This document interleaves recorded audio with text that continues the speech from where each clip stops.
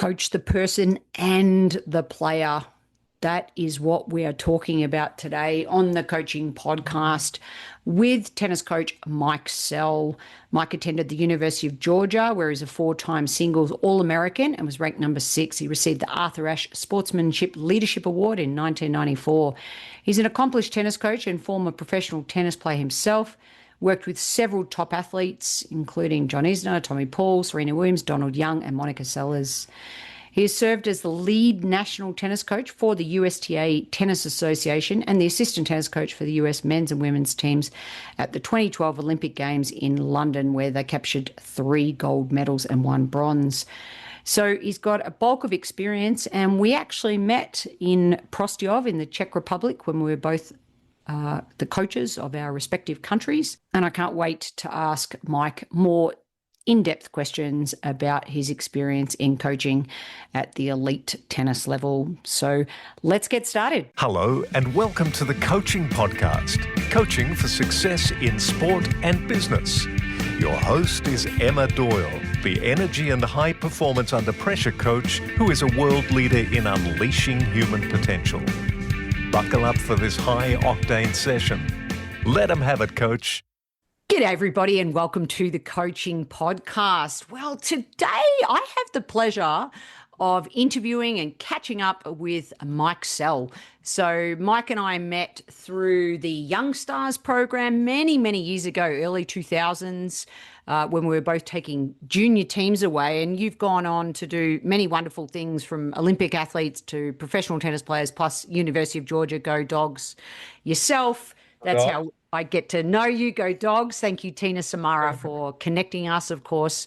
All-American, et cetera, and you've played on the tour as well as coach on the tour. So listen, Mike, welcome to the show. And I always start with a quote. And I've been thinking a lot, the French Open's on at the moment, about what quote I was going to go with for you. And I've chosen something, I don't know if you've seen this movie, but it's one of my favorite lines from Morgan Freeman the movie's called Along Came a Spider. And Jesse in the movie, he says, "You are what you do." And Morgan Freeman replies, "No, you do what you are." So that's my opening quote. I'm going deep early, Mike, right? Oh, that is deep. That is deep, but I love it. And I think so something in there, I want to talk a little bit about identity as it relates to tennis, especially coaching at the tour level, right? It's a sport we play. Tennis is a game we choose to. This is how you and I met, right? But it's not who we are. But I love that in what 100%. Morgan Freeman says. So, what role do you think identity plays in tennis and in coaching? Well, I think identity is, everybody has hopefully their own identity. It's tough for coaches. Yes, I think we have our own identity. We try to display that and instill some of that into our players. We're supposed to be the elder ones, hopefully the more mature ones. And depending on, obviously what type of player and person, that you happen to be coaching, teaching, involved with at the time. I think tennis is becoming not only specific, but it's becoming more well-rounded. So I think hopefully my philosophy from a coaching standpoint is know your player. And I think hopefully that goes into not only teaching them tennis, but also teaching them about themselves as well. And I think tennis is becoming a lot more specific off the court, which I think involves your quote with the identity aspect. So I think once these young players understand themselves better, I think that only amplifies their development. Absolutely. And it doesn't matter whether you're playing at the elite level or the recreational level. It's amazing when someone I've been working with recently came to me and said, I got absolutely slammed, like love 6, 1-6, absolutely smashed. And all those words, slammed, smashed. And it was really weighing on this particular player. So let's go there. Like, how do you support when someone's having, especially on the road, loss after loss after loss? So yeah, talk a little bit more about what are some of your go-to things to help support people through that, and especially as it continues to relate to identity and people not taking that on. You know what I mean? Oh no, 100% it happens. I mean, even on the pro tour, even the juniors now, you go in there and only one person obviously wins a tournament. But when they get into a situation where they get rounded or, loss after loss after loss, it's more let's take a step back. Let's look at the bigger picture. Why are you playing tennis? Remember the love of the game. Let's go back to some of your goals, which I hope you already have established, some longer term goals, some shorter term goals. Did we get better today in that match? Are some of the things that we set out to do in that match, did we improve? The score may have not been in our favor. And even if we would have lost six in the third, or it was 1-1, whatever the loss is, did we walk off the court, improve? What did we improve today? Was it our between the points ritual? Was it the fact that we were working on our slice serve out wide and our +1? What happened now? Obviously, there are things that didn't go well, but let's take a step back and actually look at we became better today. And here's why. And here's the steps forward. So you always look at the developmental aspect and the bigger picture aspect. And that even includes with a professional, not only just from a junior standpoint, collegiate, but I think at every level, I think that's an important step to take each and every time. I think it's tough to come right off the court and get into a deep conversation. Let's decompress a little bit.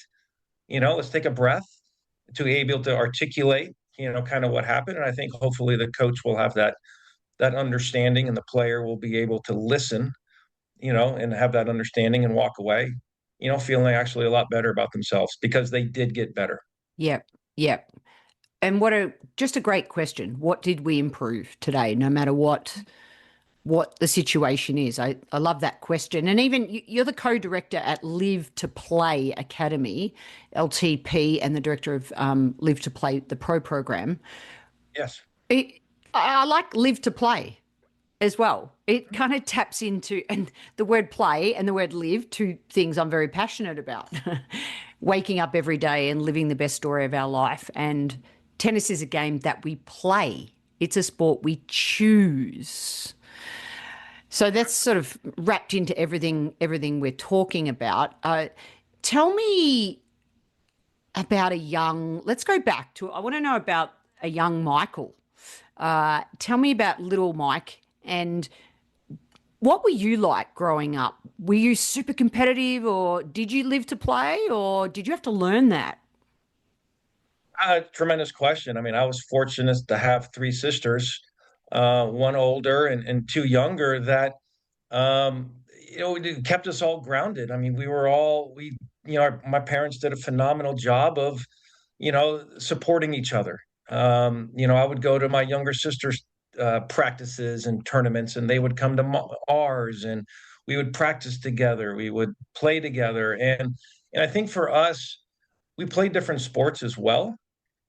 We played some team sports, and I think my parents' philosophy was about preparing to play rather than did you win or did you lose, or what is your ranking. It was always the preparation of, and I think that carried over to my work life. Maybe relationships off the court. I mean, everything was about preparing and doing the best that you can. I wish I did a better job preparing for my tests in school. But from an athlete standpoint, yeah, I was never pressured into doing anything. I played 3 years of basketball in high school, which I loved, but I did that intentionally. I did that purposefully. I practiced, studied. I was outrageously competitive. But like you said in the very beginning, that wasn't my identity. I wanted to be a son, I wanted to be a brother, and I wanted to, really be a good family person first, and then came the sports and all that. I mean, having those three sisters, do you think, I'm reading here that you received the Arthur Ashe Sportsmanship Leadership Award in 1994.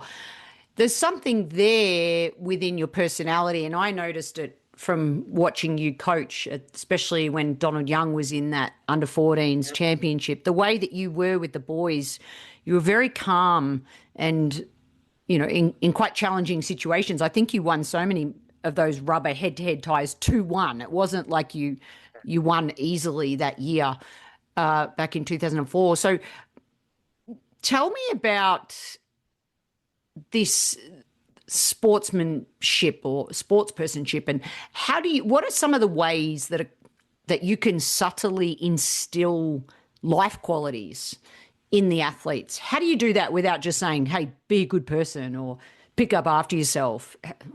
How do you do that without telling? Or can you?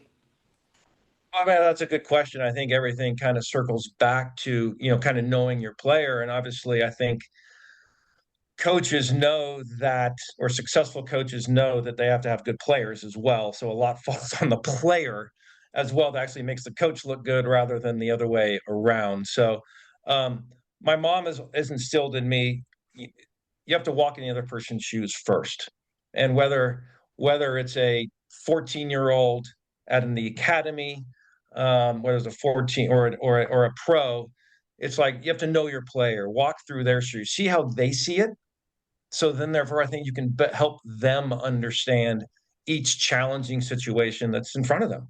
Whether it's the deciding doubles match, that decides your college match or your junior tournament that you're at. We have to have this calming presence. I know they want to win. So it's if they want to win so badly and we're sitting there pumping our fists, that may give them extra adrenaline. We have to be that flight attendant during a turbulence, where they have to be calm during it to where we're shaking. Our coaches, I think, have to have that ability to have that calming presence, but also that security to allow them to achieve what they are able to achieve. Can you share a story about Donald Young? Like, what was it, especially, because I was right there at the World Championships that year. Like, what was it about him as a under 14-year-old that what button were you able to sort of push that you also saw that maybe play out when he was an adult? Yeah, Donald was, obviously a tremendously high-level junior. The one thing with Donald, he loved to compete. He loved when things are on the line. He was able to raise his level, as they say. He wants to be in that position. He wants to be on that court to where other people may be like, oof, I'm a little nervous here. Donald thrives in that moment. And I think as a young boy, very mature, from that aspect of it. And so to have someone who wants the ball, to want to be in that last match I sit back and I make sure that he's kind of organized with what he needs to do tactically. But from a competitive standpoint, I knew that he was going to thrive in that moment. Yep. Let's go over to working with Monica Seles. Mm-hmm. I certainly have only met her to say hello, right? So I don't know her at all. And from the outside looking in, one of the hardest workers one might suggest going around, hitting ball after ball. In fact, I read stories that she really didn't even want to stop training at times. So talk me through your experience with her. I'm just, again, your philosophy, know your player, right? So I guess I'm asking for all different types of examples of people you've worked with to really help this message hit home for our audience. Monica, as successful as she was a 10 times better person. She was a phenomenal human being. It was an absolute pleasure, but she drove you. I remember, right out of the gate, working with her, talking with her, going over different philosophies, how she's worked. Obviously, she was very successful even just before, I got there. But she still wanted to learn. She still wanted to learn how to do certain things on the court.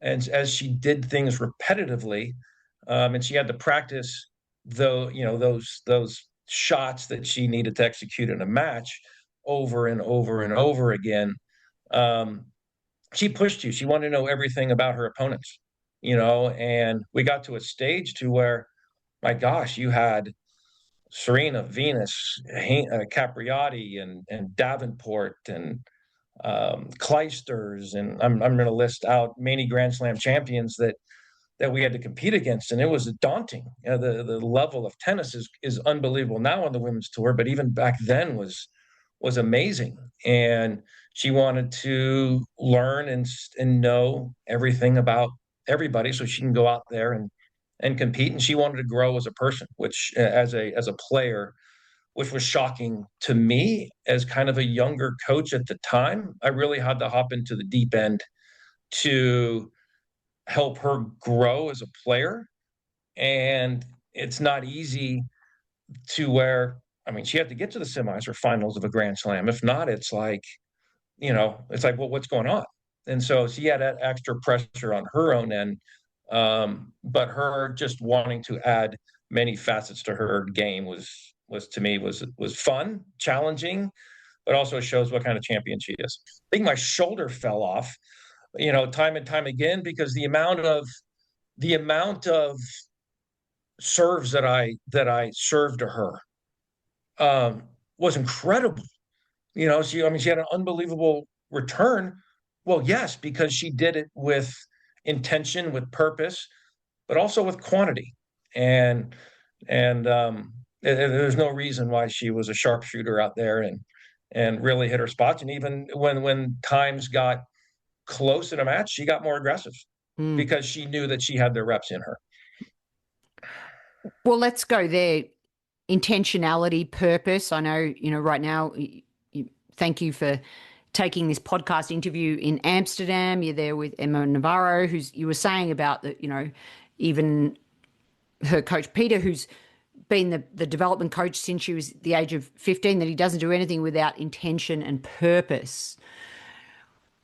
Talk to me about the level of preparation and detail when you are, you got 2 practice sessions. It's not just going through the motions, or is it?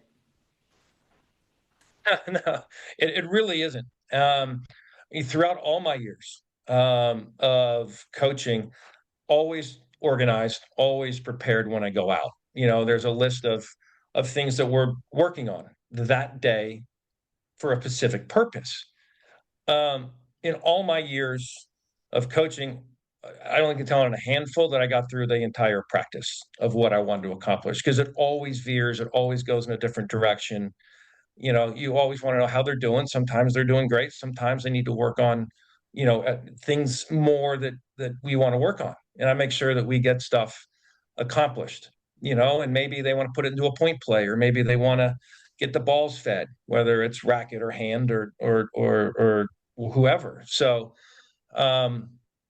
everything's done with purpose. But like you said, I have never gone through, I think, A to Z really through my practice plan without veering some way or another, just because it's, I think practice and players that are intentional take it that direction.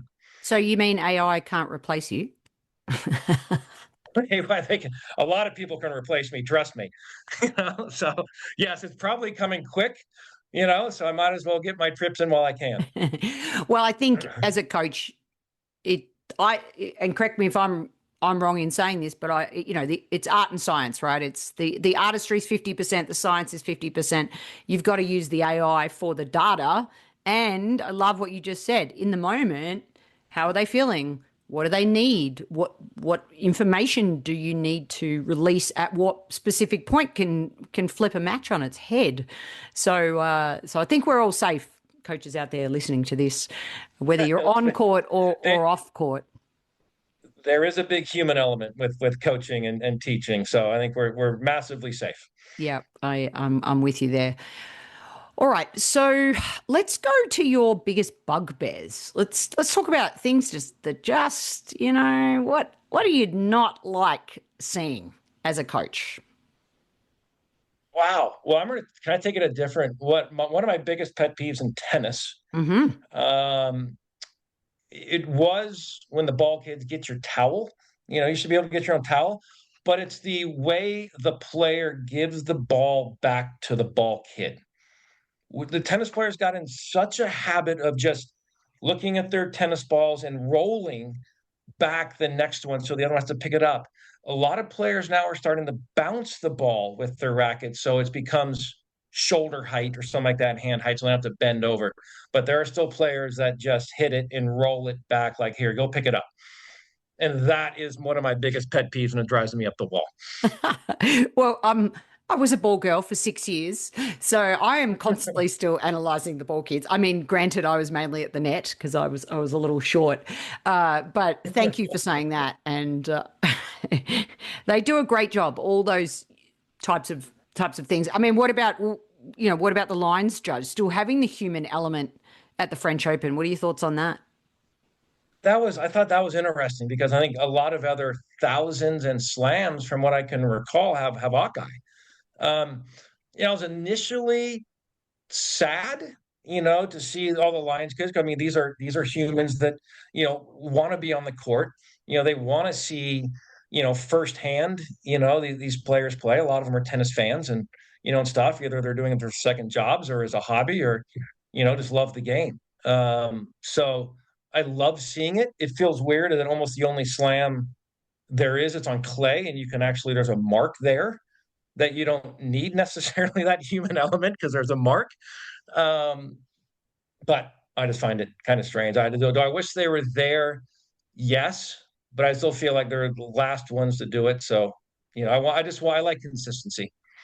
So I like to see if one slam does it, I like to see a lot of other slams do it. So at least Yeah, from a player standpoint, yeah, the players have to deal with enough change like the balls and the courts and yeah, surfaces and all that stuff. So, I think that's one of the things that's controllable by the tournament. yeah.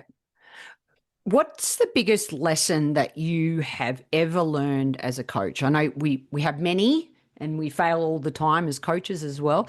But was there one that was a bit of a sliding doors moment for you as a coach where you went, ah,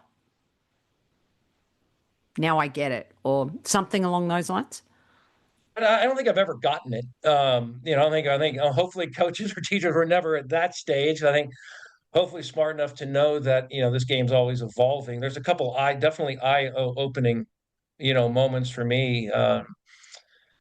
College, we hired Alistair McCaw, champion minded, to come in and kind of do an overview of me and of the program, from his standpoint. And any one of his when we wanted to do was analyze how we coach on the court. And obviously in college, there's either three matches going on for doubles or six going on initially for singles. And I remember him coming off the court one time, and we had one of our pretty good players.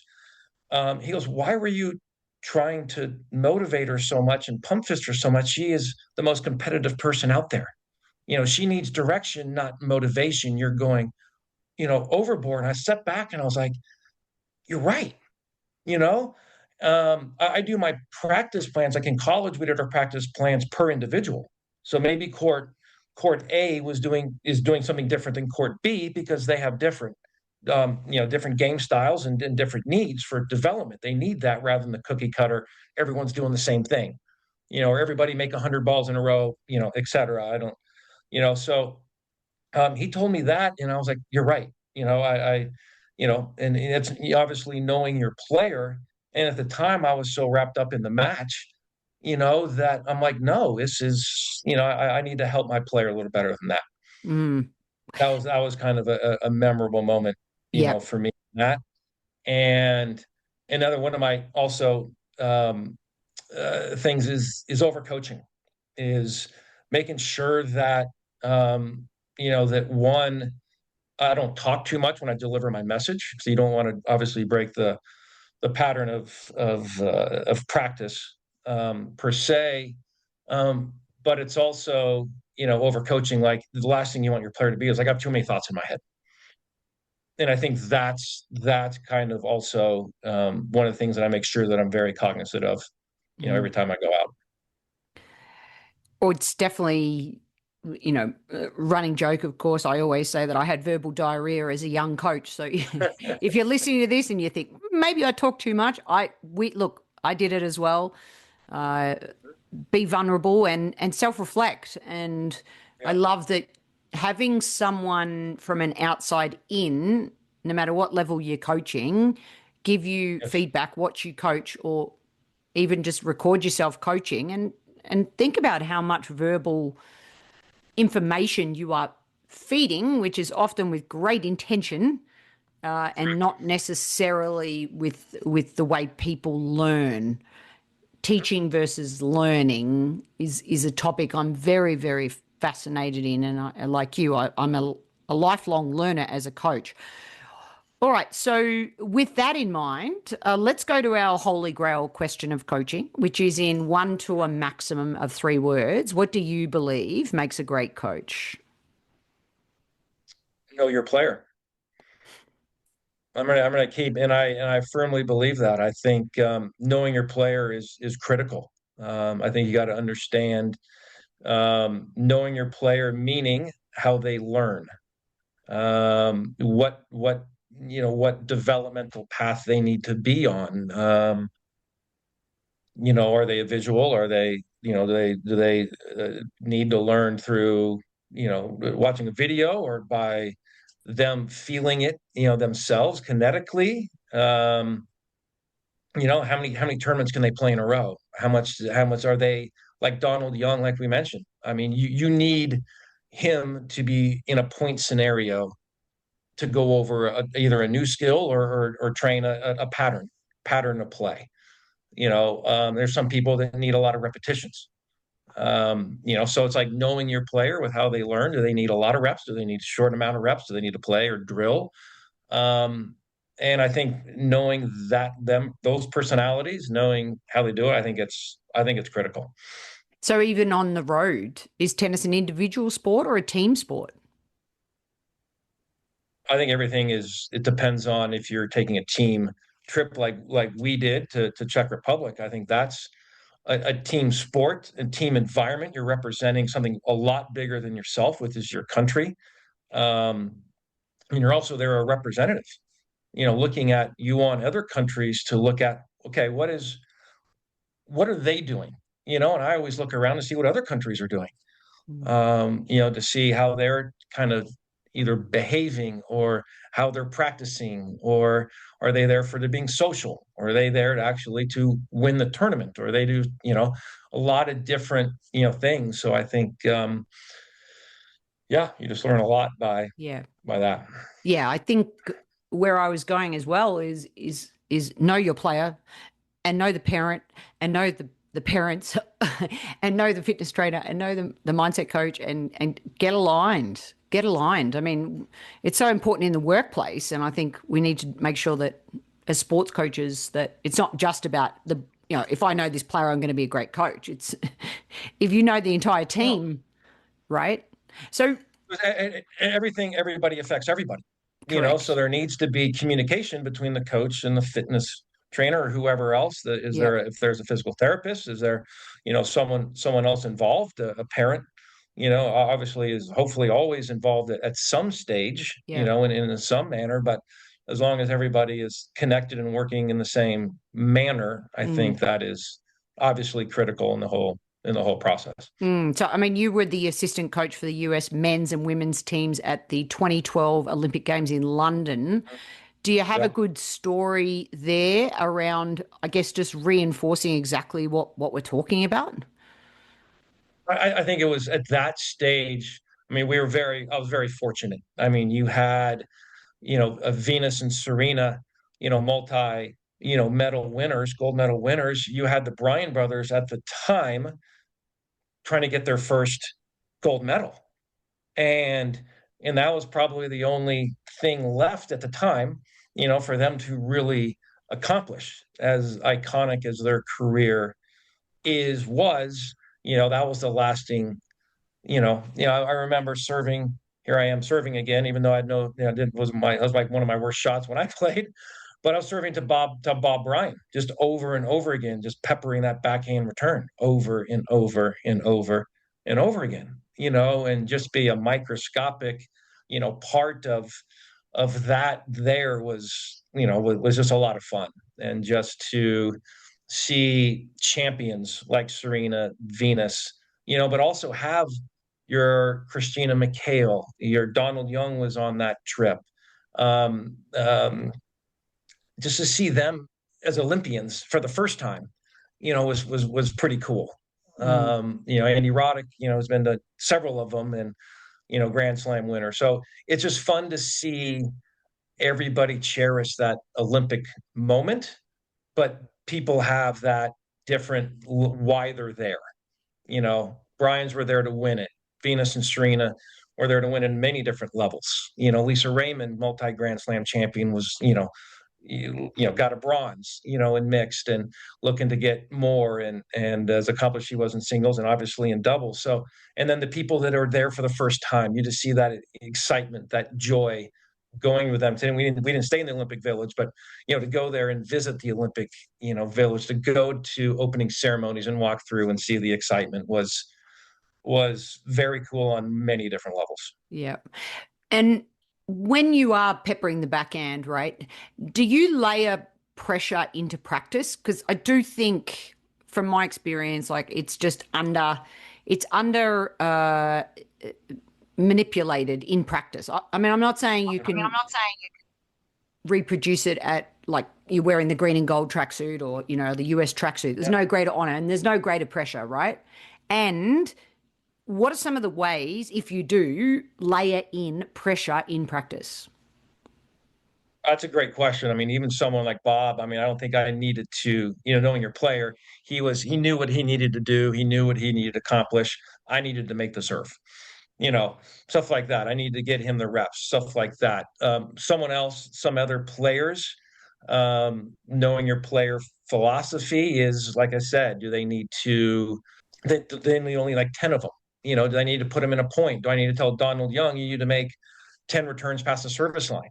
If not, that's all you're getting, or you get a smoothie afterwards, or, as a 14-year-old, you incentivize, certain ways to make sure that they get the quality reps, to make sure it's intentional, to make sure it's purposeful, to make sure each ball, because ideally what we want to do is not have a wasted rep. We want to leave the court better than what we came on, Yeah. so therefore, how do we get them in that mode? Yeah.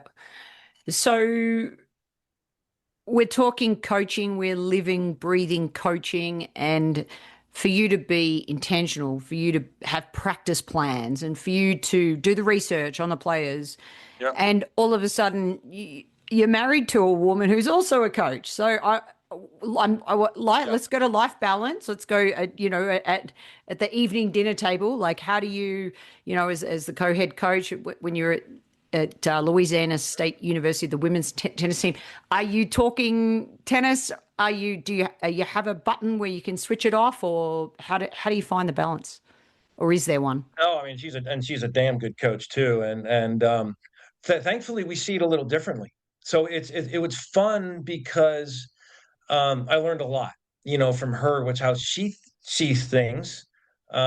She's able to see multi courts for college. My eyes have been trained for one court, so then when I see one court and go to the other, she's like, well, did you see what she did after the point? I was like, sorry, sweetheart, I didn't. I moved my eyes to the next court, to where she sees things, and she's a heck of a college coach, a technical coach. She delivers a lot of great things, but when we got home, there was like a separation.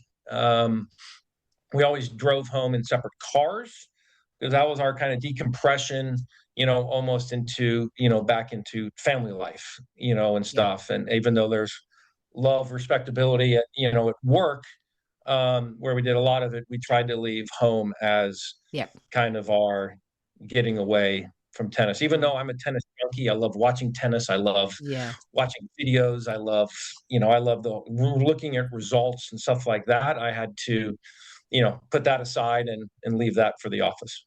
Yep. So, given all your experience and, from juniors to the college to the tour and Olympic coaching, what have the very best players taught you about yourself and about coaching? Wow. That's a tremendous question. I mean, gosh, there's been a lot. I mean, there's been a lot of influences in my life, parents had to have been number one, because they didn't push me, but they put up a wall in my garage, you know, and so then all of a sudden I see it every time I come in, and they kind of like, they lay the seed for you to go get, the get your work done first mentality, the you get up early. If you want more sleep, go to bed earlier. Philosophy. So they taught me all these simple but impactful things early that I think helped me out, later. To where, like, when I'm on the road here, it's like, okay, let's get organized with what I need to do to get ready for practice the next day.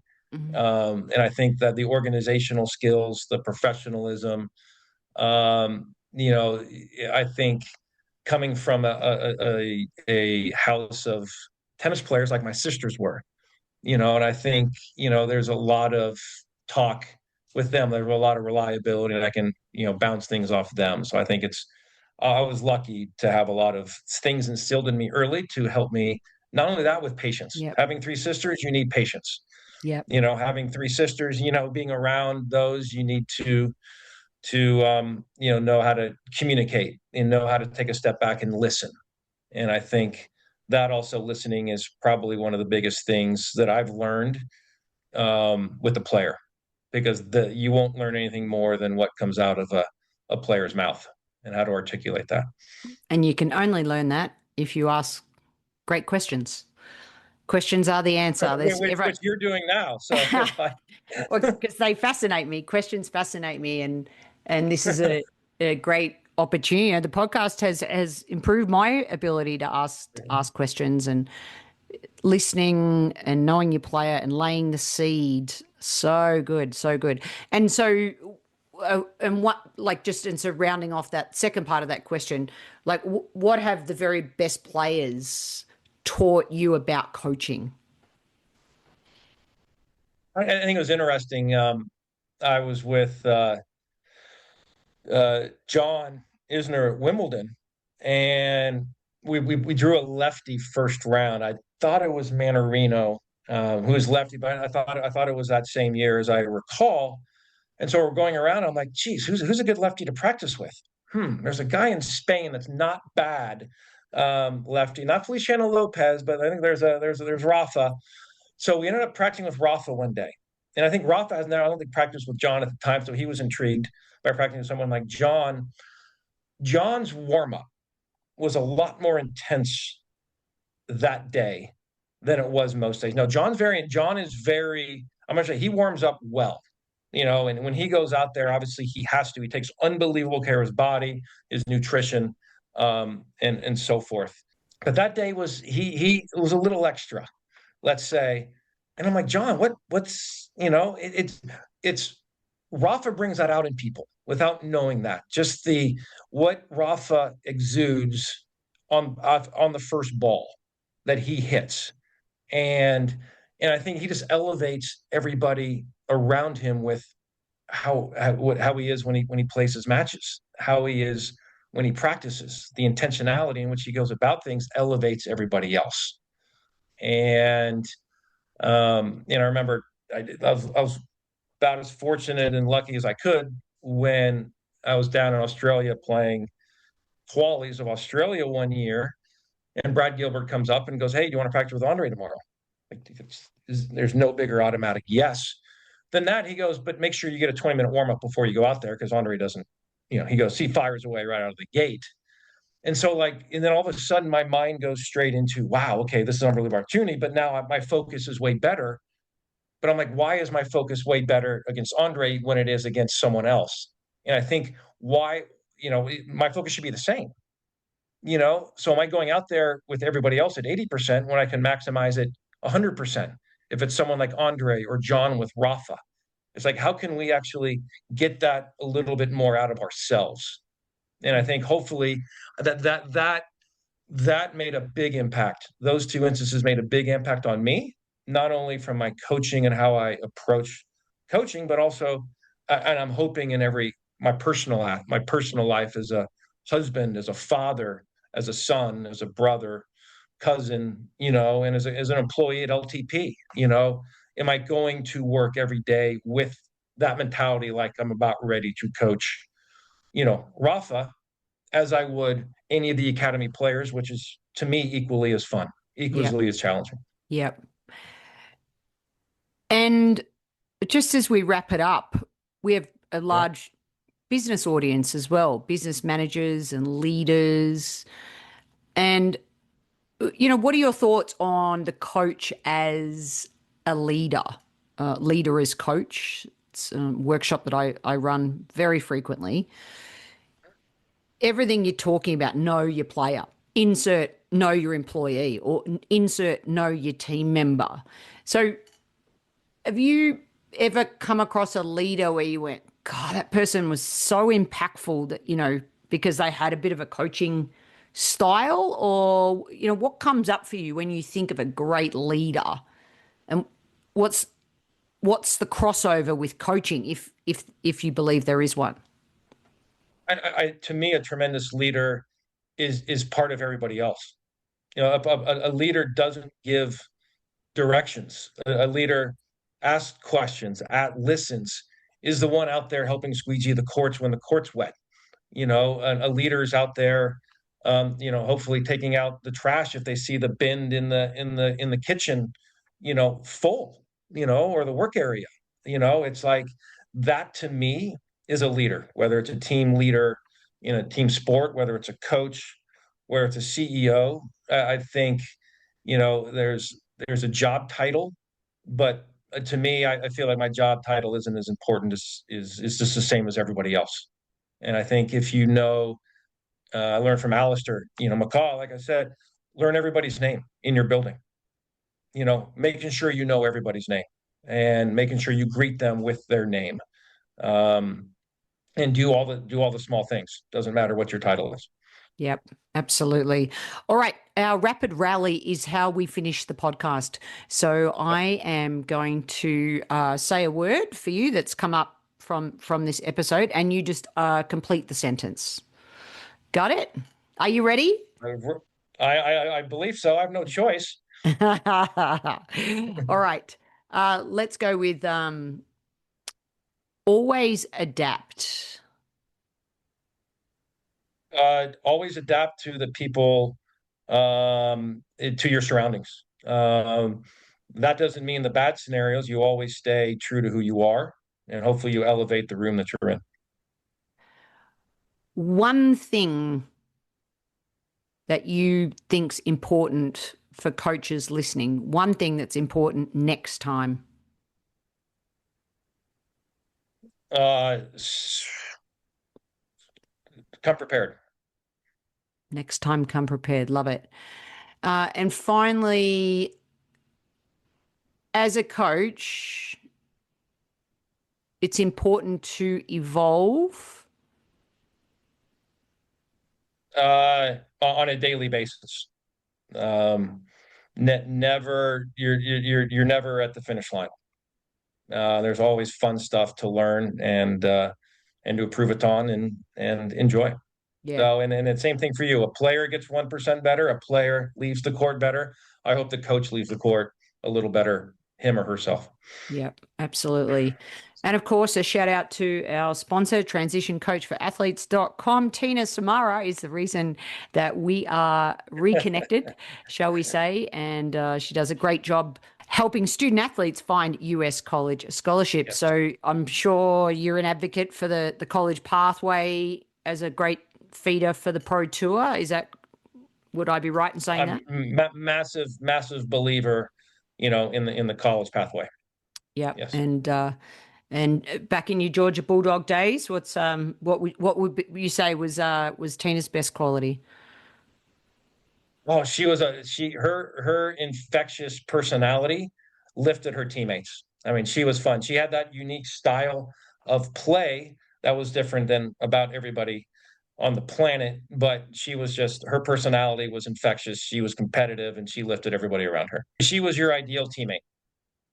And what a wonderful way to really wrap this episode up, because know your player, know your team is so important. Lay the seed as your parents did, the grounding with your sisters. Shout out to your family. And this preparation, come prepared to be intentional with purpose, and make sure that, back to the opening quote of the day, it is about who you are becoming as a result of all the things you've mentioned: listening, asking questions. Who are you becoming? Because that's who you are. Tennis is the vehicle. And Mike Sell, it's been a joy chatting with you. Obviously, it's been over 20 years, but it feels like I saw you yesterday. So thanks so much for being on the show. No, thanks for having me, and hopefully it won't be another 20 years before we reconnect again. Sounds great. And thanks everyone for listening. The Coaching Podcast is sponsored by Transition Coach for Athletes, a global coaching, mentoring, and US college sporting scholarship placement service. The service helps athletes navigate the often challenging world of choosing your best college fit while maximizing sports performance. Visit www.transitioncoachforathletes.com. That's the number 4. If you or your company are interested in sponsoring the Coaching Podcast, reach out to info@emmadoyle.com.au.